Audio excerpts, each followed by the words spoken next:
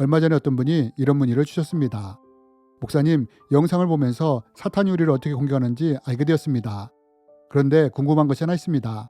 그것은 예수님이 마지막 때에는 많은 거짓 선지자들이 일어나 많은 사람을 미혹할 것이라고 하셨는데 이들이 우리를 어떤 식으로 공격하는지에 대해 알고 싶습니다. 라고 질문을 주셨습니다. 여러분, 이번 말씀처럼 예수님은 마지막 때에 많은 거짓 선지자들이 일어나 많은 사람들을 미혹할 것이라고 말씀하셨습니다. 그리고 우리는 예수님이 말씀하신 것처럼 이 시대에 많은 거짓 선지자들이 일어나게 되는 것을 보게 될 것입니다.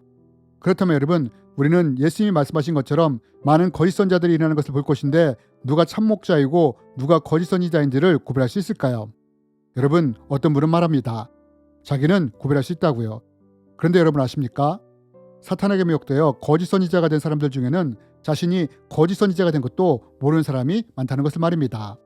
여러분, 당사자도 자신이 미혹되어 거짓 선지자가 된 것도 모르는데 어떻게 우리가 그 사람이 참목자인지 거짓 선지자인지를 구별할 수 있을까요? 여러분, 이런 이유로 마지막 때에는 많은 사람들이 거짓 선지자들에게 미혹을 당하는 것입니다. 거짓 선지자는 자기가 거짓 선지자인지도 모르고 미혹하고 미혹을 당하는 사람은 그 사람이 거짓 선지자인지도 모르고 미혹을 당하는 것입니다. 그래서 성경은 우리가 이렇게 되지 않도록 분별하라고 하는 것입니다. 그렇다면 여러분, 우리는 누가 참목자이고 누가 거짓 선지자인지를 분별할 수 있을까요? 이제부터 이에 대해 함께 나누기 원합니다. 여러분, 사탄은 예수님이 말씀하신 것처럼 마지막 때에 많은 거짓 선지자들을 일으킬 것입니다. 그럼 사탄이 어디에서 이런 거짓 선지자들을 일으키느냐? 교회 안에서 일으킨다는 것입니다. 여러분, 이미 사탄은 교회 밖에서 많은 이단들을 일으켰습니다. 많은 이단의 교주들을 세웠습니다. 그런데 마지막 때에는 거짓 선지자들을 어디에서 일으키느냐? 바로 교회 안에서 일으킨다는 것입니다. 교회 지도자들이나 사역자들을 미혹함으로 일으킨다는 것입니다.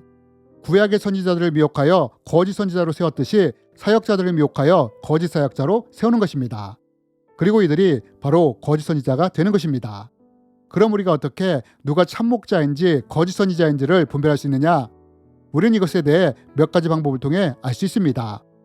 먼저 우리는 사역자의 선포되는 메시지를 통해 이것을 분별할 수 있습니다. 어떻게 분별할 수 있느냐? 여러분, 우리는 예수님이 광야에서 사탄에게 유혹을 받은 사건을 잘 알고 있습니다. 사탄은 여러 가지로 예수님을 유혹했습니다. 그런데 이때 예수님이 사탄의 유혹을 물리치면서 뭐라고 말씀하셨습니까? 성경은 말합니다. 예수께서 대답하여 이르시되 기록되었을 때 사람이 떡으로만 살 것이 아니요 하나님의 입으로부터 나오는 모든 말씀으로 살 것이라 하였느니라. 여러분, 우리가 어떻게 선포되는 메시지를 통해 참목자인지 거짓 목자인지를 분별할 수 있느냐? 만약 그 사역자가 참목자라면 반드시 메시지의 중심이 하나님의 말씀이 될 것입니다. 즉, 선포되는 메시지를 통해 우리를 하나님께로 가까이 이끌어간다는 것입니다. 반면 거짓 선지자의 메시지는 어떠하냐? 물론 거짓 선지자도 성경을 통해서 메시지를 전합니다. 하나님 말씀도 선포합니다. 그런데 여러분, 참목자와 거짓 선지자의 메시지가 어디에서 차이가 나느냐? 여러분, 사탄은 예수님을 유혹했습니다. 어떻게 해요? 성경은 말합니다. 내가 만일 하나님의 아들이거든 명하여 이 돌들로 떡덩이가 되게 하라. 마이가 또 그를 데리고 지극히 높은 산으로 가서 천하 만국과 그 영광을 보여 이르되 만일 내게 엎드려 경배하면 이 모든 것을 내게 주리라. 여러분, 참목자와 거짓 선지자의 메시지가 어디에서 차이가 나는 줄 아십니까? 참목자가 메시지를 통해서 우리를 하나님께로 이끌어간다면 거짓 선지자는 메시지를 통해서 세상으로 이끌어간다는 것입니다. 사탄이 예수님을 떡이나 부귀 영화와 같은 세상의 것으로 유혹했던 것처럼 거짓 선지자들의 메시지는 세상의 떡이나 축복, 성공, 부와 같은 것이 중심이 된다는 것입니다. 그래서 거짓 선지자가 아무리 성경을 인용한다 하더라도 결국 그 메시지의 핵심은 세상이라는 것입니다. 그럼 왜 사탄은 거짓 선지자들을 통해 이런 메시지를 전하게 하느냐? 그것은 우리의 눈이 영생의 천국이 아니라 세상에 묶이도록 하기 위해서입니다. 그래서 거짓 선지자들을 통해 우리를 미혹하여 세상에 묻고 집중하도록 하는 것입니다. 이것이 참목자와 거짓 선지자의 메시지에 나타나는 차이입니다. 뿐만 아니라 참목자와 거짓 선지자는 삶의 열매에서도 차이가 납니다. 어떤 차이냐? 여러분, 우리가 만약 벽에 페인트를 바르다 보면 칠이 우리에게 묻게 되어 있습니다. 흰색을 칠하면 흰색 칠이 묻고 검은색을 칠하면 검은색 색깔이 묻게 되어 있습니다. 여러분, 참목자든 거짓 선지자든 이와 마찬가지라는 것입니다. 만약 참목자가 성령님과 동행하는 삶을 살아가고 있다면 반드시 크든 적든 삶에서 성령의 열매가 묻어난다는 것입니다. 오직 성령의 열매는 사랑과 희락과 화평과 오래 참음과 자비와 양성과 충성과 온유와 절제니 이 같은 것을 금지할 법이 없느니라. 여러분, 이것이 참 목자의 삶에서 묻어나는 것들입니다. 반면 거짓 선지자들에게는 어떤 것이 묻어날까요? 우리는 이것을 계시록을 통해 찾아볼 수 있습니다. 성경은 말합니다. 내가 봄에 또 다른 짐승이 땅에서 올라오니 어린 양같이 두 뿔이 있고 용처럼 말을 하더라.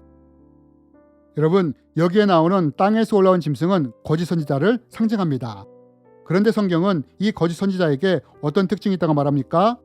어린 양과 같이 두 뿔이 있고 용처럼 말을 한다고 합니다. 이게 무슨 말이냐? 이 말은 거짓 선지자들이 자신을 어린 양처럼 포장할 수 있다는 것입니다. 자기를 어린 양처럼 선한 존재로 나타낼 수도 있고 진리의 수호자처럼 나타낼 수도 있다는 것입니다. 그러나 이들이 숨길 수 없는 것이 있습니다. 그것이 무엇이냐? 요한은 계시록을 통해 거짓 선지자는 어린 양처럼 두 뿔이 있지만 또한 용처럼 말을 한다고 했습니다. 그럼 이 용이 누구냐? 사탄을 말합니다.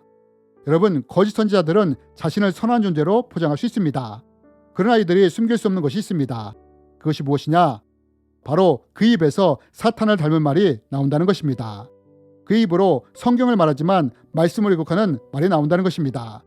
메시지를 통해 사람을 묶고 통제하고 억압하는 말이 나온다는 것입니다.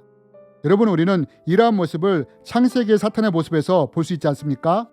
하와가 선악과를 따먹으면 죽을 수 있다고 말하자 사탄이 뭐라고 말합니까? 사탄이 결코 죽지 않을 것이라며 말씀을 왜곡하지 않습니까? 한 발 더 나아가 선악과를 따먹으면 하나님같이 된다고 거짓말도 하지 않습니까? 여러분, 이렇듯 거짓 선지자들은 자신을 어린 양처럼 포장할지라도 결국 그 입에서는 말씀을 왜곡하고 사람을 묶고 억압하고 통제하는 말들이 나온다는 것입니다.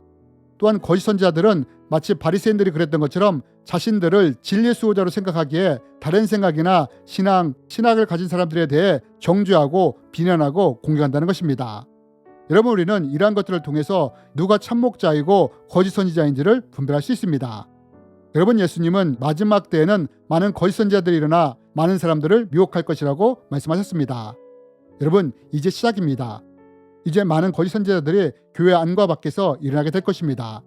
그러니 이 말씀을 기억함으로 내 주위에 있는 사역자가 참목자인지 거짓 선지자인지를 분별하시기 바랍니다. 분별하니 내가 섬기는 사역자가 참목자입니까? 그럼 하나님께 감사하십시오. 반면 거짓 선지자의 모습이 보입니까? 그렇다면 내가 어떻게 해야 할지를 하나님께 물으십시오. 그러면 하나님이 우리가 어떻게 해야 할 것인가에 대해 보여주시고 인도해 주실 것입니다. 여러분, 앞으로 세상은 더 미혹의 시대가 될 것입니다. 그러나 우리가 우리의 눈을 하나님과 말씀에 두고 살아간다면 절대 이 세상이나 거짓 선지자들에게 미혹을 당하지 않는 우리가 될 것입니다. 주님의 이름으로 여러분을 축복합니다.